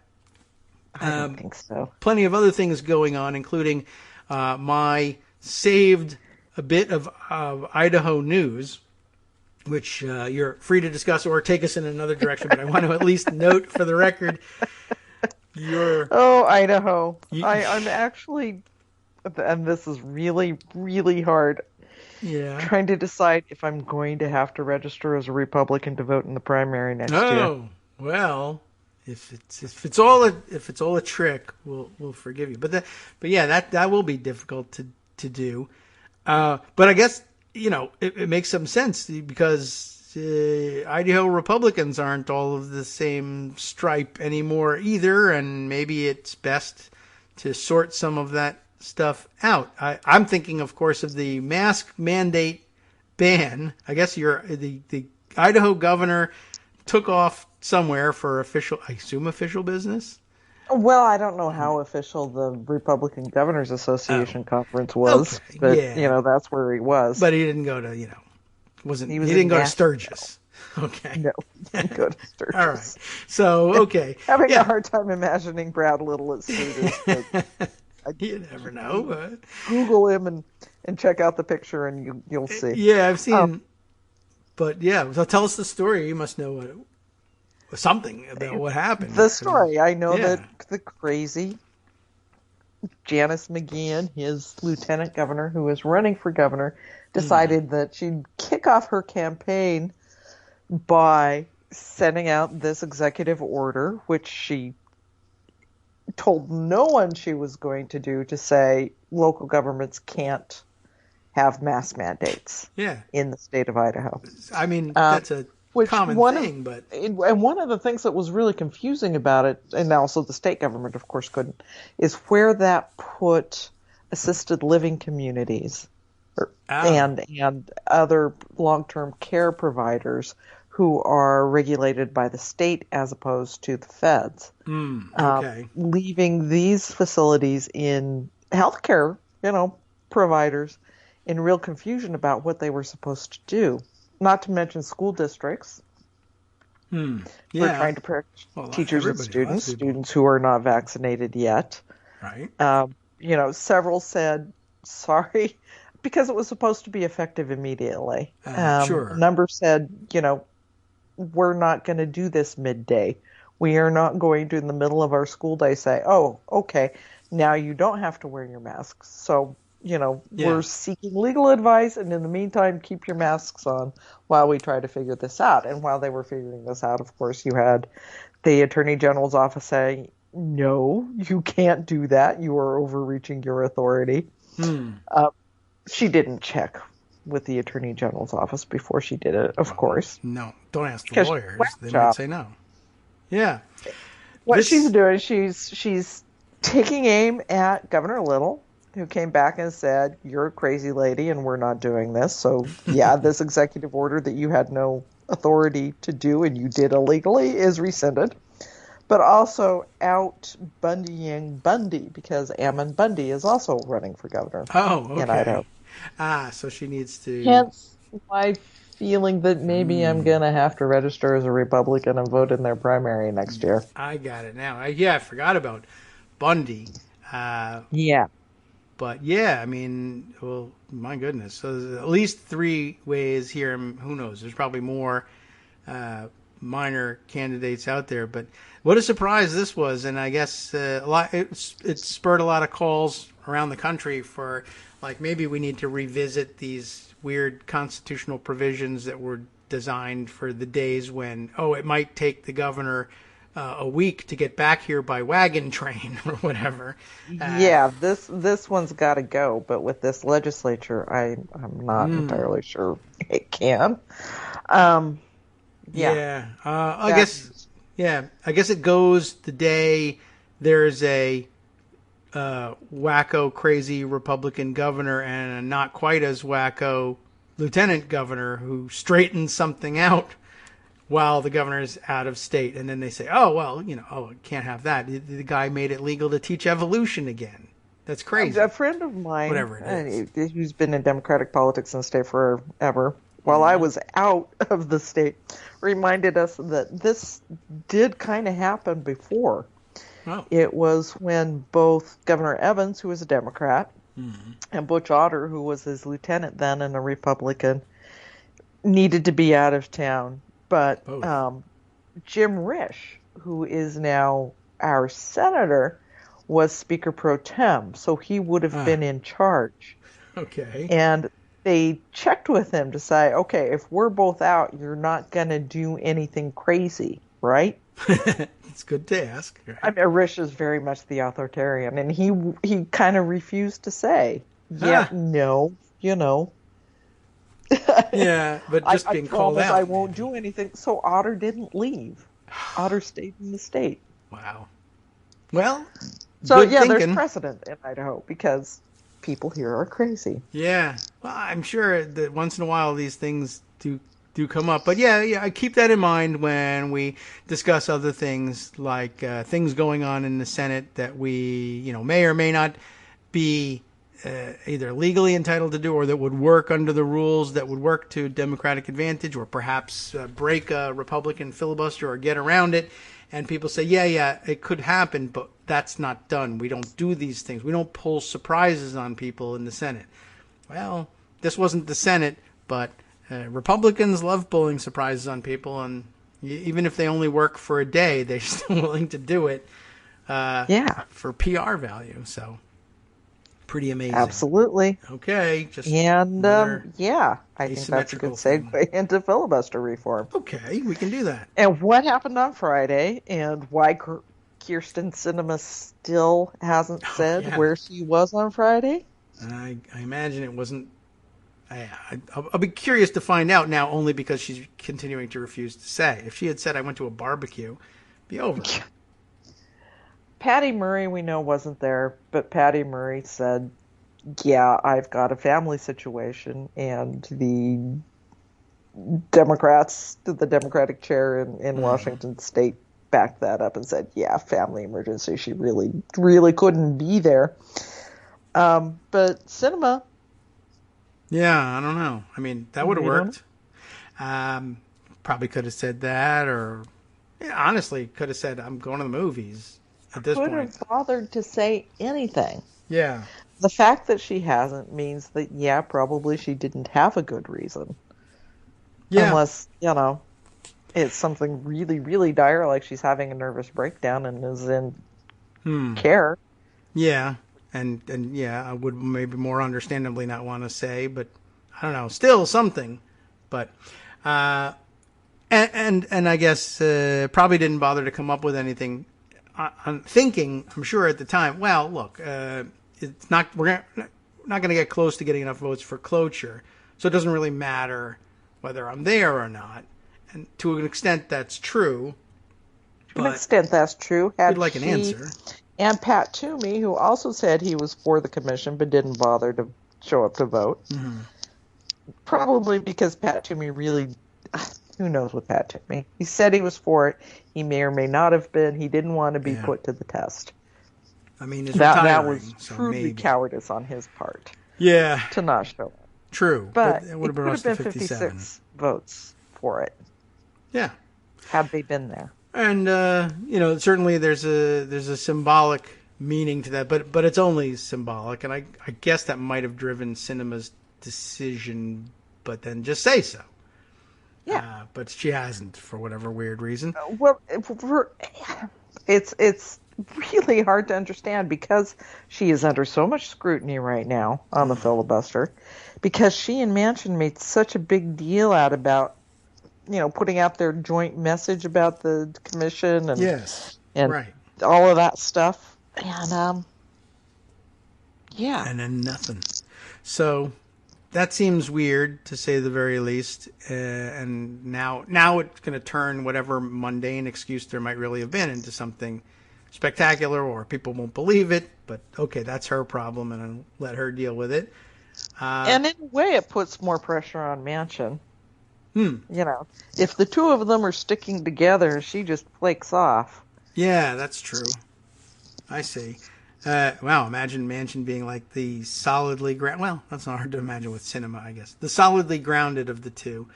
And he is making no sense whatsoever. But, yeah, this highlighted another problem, it highlighted another problem, which is that not only do we not have to actually do anything, we don't have to talk to maintain a filibuster. You don't even have to show up to maintain a filibuster. You can be gone for the weekend, and because you're gone and you can't put 60 affirmative votes together, 3/5 of the senators duly chosen and sworn, as long as there are 59 or fewer votes for cloture, nobody else has to do anything. Not vote, not show up, not be there, not be in the country, nothing. And, yeah, that's a bit of a problem.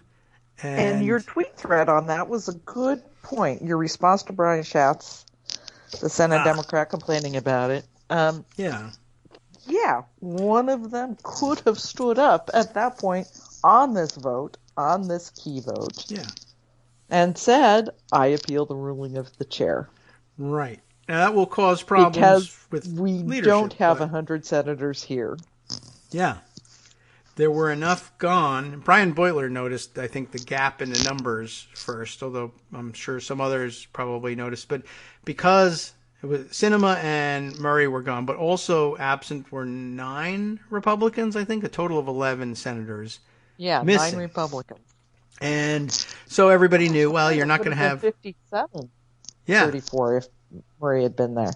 Yeah, so could have had 57 And Jimmy votes voted. for cloture, but that wouldn't have done anything. But had somebody stood up and said, 57-39, losing 57 to 39 is really disgraceful. And everybody recognizes that this thing is ridiculous and backwards. But, yeah, I'll appeal the ruling of the chair. You know what? I know very well what the rules say. I know very well what the precedents say. But I think we ought to have a different one. I appeal the ruling of the chair, which was that cloture was not invoked by a vote of 54-39, and instead posit that it was. And, of course, the chair probably would feel constrained to say, no, the rules and the precedents say it's got to be an affirmative 60. Here's why. At which point you would say, I appreciate all of that, but I'm still appealing the ruling of the chair. Now, if I doubt that all 54 people who voted for cloture would agree with you, but I counted it up, and there were a good number. Take out the Republicans who voted for cloture and take out Manchin, and you still have, I think, 46 votes potentially among Democrats to say, you know what? It should be the precedent that a majority can invoke cloture, just as we do for nominations for the Supreme Court and otherwise. But it should happen for legislation too. Or, at the very least, we should say, I'm outraged that people can just leave for the weekend and leave a filibuster, just put your marker down and block major legislation. Like for this. Without even bothering to show up. Yeah. And for this particular legislation, the fact that it was the bipartisan January 6th commission, I think just highlights the things. But the Republicans would have objected, surely, and they might even have been joined, I'm sure they would have been joined by Manchin, who says, no, I don't want change of the filibuster. But they only had 42, 43 people on hand to do it. And while you need an affirmative 60 for cloture, you only need a majority of those who are present and voting to overrule the chair. And they could have done the nuclear option could have happened on Friday, and it would have been enabled by 9 Republicans taking the weekend off rather than voting on the January 6th commission. They would have had nobody to blame but themselves, and they would have instantly said, well, this is not done. We don't surprise each other with votes. That's something senators don't do to one another. They might even have returned this week and reversed the precedent explicitly. Well, and back up a couple of steps on the you don't surprise anybody and what McConnell and crew did on the, everybody's calling it the China bill, the technology bill that had been bipartisan, that had a lot of Republican amendments to it. Yes. That Republicans had provisions in the bill, and they decided at the last minute, probably because they wanted to try to delay the January 6th vote, that they were just going to start objecting. Yeah. And they weren't going to let it come to the floor, and they weren't going to let amendments go forward. And, you had Rand Paul and Ron Johnson in charge of the Senate. Yeah. And that happens fairly frequently, and I'm sure in their minds, well, that's so that something doesn't pass and no new law is made, yada, yada, and we'll eventually get around to it. But they do pull the rug out from underneath deals all the time. Ted Cruz used to be famous and the most hated senator in the Republican conference for his interest in repeatedly doing that. And Rand Paul does it all the time. Ted Cruz does it from time to time. Mike Lee will do it from time to time. So they pull surprises all the time. This one just would have gone against their wishes. But and again, the precedent may have been reversed later on, or the Democratic leadership could certainly have a problem, and they'll probably be begging people, please don't appeal the ruling of a Democrat in the chair. But, sometimes the Democrat in the chair, chances are, especially on this bill, would have said, you know what, I actually feel bad ruling against you in the first place. And when it comes to a vote, I may vote yes on this. And it won't happen necessarily on routine legislation. But for this bill, it really could have been done. If I recall correctly, it was Warnock in the chair. Oh, all right. Yeah, that would have been something. He would have been handed the note that said no, and he might have said, no. But you know what? Yes. No, as chair, the answer is no. As Senator Warnock, the answer is, you know what? Not no. I'll vote. Moving forward, I think that this is something that we've got to start pushing on the Schatzes and the Murphys and the Merkleys and the Warrens and the Sanders. Yeah. I mean... You know what? Don't blame it on Manchin and Sinema. Don't blame it on Schumer. If this happens again, you have to act. Yeah, I mean... Yeah, I'm sure they were caught by surprise by it. But is again going to fail on 50-some versus 30-some votes. Do something.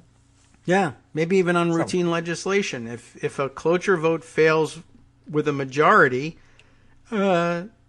object, challenge the ruling of the chair. And some things they may say, we're just not going to do it. But on something like a January 6th commission, it would be awfully difficult to say, yeah, we really need to protect the rights of the minority here because they cared so much about their rights that they left for the weekend. I mean, they protect your own rights. About insurrectionists coming into their chamber to try to kill them. Right. Yeah, I mean, just the fact that it happened to be that bill just makes it that much worse. But yeah, generally speaking, I just thought, look, for all the discussion among filibuster opponents who say we need to have, let's at least have this compromise, require a talking filibuster. It should be hard work to filibuster a bill. This is the easiest it's ever been. At the very least, if you can't show up, get to right, don't show up. That is just it's pitiful. It's unacceptable. And you should be able to say, look, as a baby step toward the talking filibuster, I require a yes, you at least have to stay here and say you vote no on cloture filibuster. At a minimum, you can't take a vacation and get a filibuster remotely by putting a bot in place. You got to be able to show up and vote. So I'm just going to say, I'll announce it now. Anytime cloture is ruled as not having been invoked when a majority of those present have voted for cloture, I will object. I will appeal the ruling of the chair. And you know what? I don't even have to win the vote to make that the new rule. Because if I tell everybody I'm going to do this, then you have an obligation, if you're an opponent of this change, to stay in the chamber whenever there's a vote. I'm going to pull it every Friday, as a matter of fact. Anytime there's a vote on cloture on a Friday or a Thursday, you can bet I will appeal the ruling of the chair. I'm here to ruin your weekend. Yeah. Yep. And not even that. You stay and vote no and then go. Have your weekend. It's just you can't leave early to beat traffic and defeat a January 6th commission that way. You're going to have to be late. You're going to have to get a late start for the beach. Sorry. Because insurrection. And I think that's a defensible place to be. And it'll drive the leadership crazy. But I suppose since you don't even have to win the vote, all you have to do is ask for the vote, demand the vote by appealing the rule of the chair. Everybody's stuck. So you can lose 100-0. You can vote against yourself every time, but the vote will take place, and you have, without changing the rules, without winning a single vote, have changed how filibusters work. That seems like a good thing. Seems like a good bet. That seems like a really good thing. And we can't let these guys off the hook anymore, blaming it all on Manchin, Sinema, and Schumer. No. Though if you want to, you say, well, I'm doing this to ruin yes, Manchin's you can. weekend. Go ahead. Go ahead. But we really, I think that we've got to start putting pressure on the filibuster reformers to, put their actions where their mouths are. Why not? And there'll be people who say, well, I need to be away at this time or whatever. Okay, don't worry about it. Again, I don't have to win the vote, but this is happening from now on. And that seems like it's also something that they can say, well, don't do it because whatever, it'll embarrass the Democratic caucus. Well, I actually don't need anybody's help to do this, and neither do you need any help to embarrass yourselves. Right. Yeah. Can the embarrassment get worse? I guess not. No. But, all right. Well, maybe there's something to it, and we ought to push them to do it. It'll be interesting, though, to see what the responses are for people who say, we must abolish the filibuster. All right, here, do it. I mean, or at least make this change. Make it tougher. Geez, it's a baby step. Gosh, but I don't want this. Yeah. Do this. Right. Well, perhaps we can get somebody to do that. I don't know whether we got through Twitter. It's a little difficult to know whether they're actually reading it or not. But we may have to approach them directly with that and make a campaign of it like we did last time and see what they say to that. And at the very least, don't let anybody escape early for the weekend and say it doesn't matter that I'm leaving because actually my leaving ensures that I win my filibuster. You'll win it anyway, but stay here to do it and make it like that and say, look, we're doing this because you won't agree to a talking filibuster. And if you're crying to the public about I had to stay here and point down before I left for the weekend, come on. Yeah. I don't see how that flies with anybody. So good, let's do that. That's done because we said it. But I guess we'll have to do some work on that. And we will do work on that. And we can. What we're going to probably end up with instead of this bipartisan January 6th commission is a partisan House investigation, which could very well be better, at least in uncovering the truth. Sort of an interesting gamble on McConnell's part to kill this thing. Because he had every ability in the way that the commission was going to be structured with that legislation to really sabotage it. I mean, he could have put Seb Gorka on the thing. He could have put Stephen Miller on the thing. Yeah, that would have been interesting. There was really no restrictions on how crazy the person was that they put on there, and I don't know if there's any way to block it if the power was just given to him by the legislation. So that's troublesome, and it might be just fine to say do it by a House committee, or people have said also there could be a presidential commission on these things, but then the subpoenas are a question I don't mark. think that there's going to be a presidential commission. I don't think Biden wants to do that. But there's likely to be a House Select Committee. Pelosi was ready to do it, and I think that she's going to do it. Great. And, that could really uncover some truths. Yeah. McConnell is gambling that he can point at that and say partisan, partisan, partisan. Right. And he was going to do that anyway, but now... Yeah, they'll have some subpoena power. Republicans will appoint all their worst people to it. We should have a rule, by the way, the rule requiring you wear a jacket in the hearings. That'll take care of Jim Jordan. He won't be able to handle it. But they can put Liz Cheney on it. They can put Adam Kinzinger on it. I guess so. They can put John Katko on it. They could, although